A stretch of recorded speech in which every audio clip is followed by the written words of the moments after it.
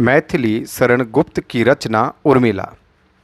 यह रचना मैथिली शरण गुप्त द्वारा 1908 में रचित की गई।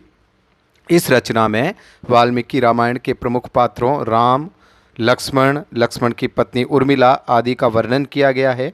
लक्ष्मण द्वारा उर्मिला से बिना विचार विमर्श किए अपने भाई राम और भाभी सीता के साथ वनवास चले जाने का उल्लेख है और उर्मिला का व्यथित और दुखी होना इस कविता में, इस रचना में विशेष रूप से चित्रित किया गया है।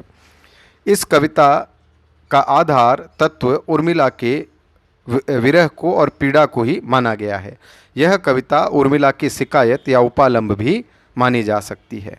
इस कविता की विशेषताएं इस प्रकार हैं: उर्मिला के विरह का वर्णन, तर्क और तथ्यों का आधार, प्रकृति वर्णन, तुलनात्मक स्वरूप का अध्ययन। तुलनात्मक स्वरूप का मतलब है स्त्री और पुरुष के त्याग की तुलना।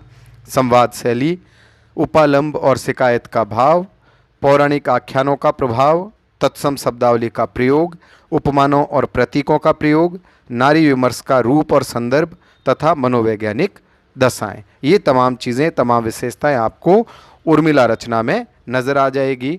अब हम उर्मिला रचना के एक भाग का वाचन करते हैं। वेद ने तू भी भली बनी, पाई मैंने आज तुझी में अपनी चाह घनी, नई किरण छोड़ी है तूने, तू वह हीर कनी।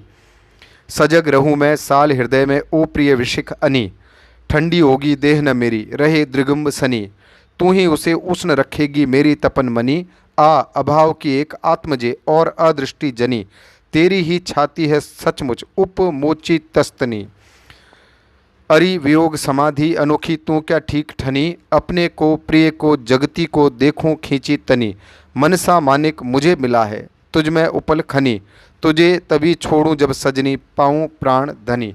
तो इस प्रकार से उर्मिला कविता के कला पक्ष और भाव पक्ष को हमने समझा और उर्मिला के विरह वर्णन की व्याख्या की। धन्यवाद।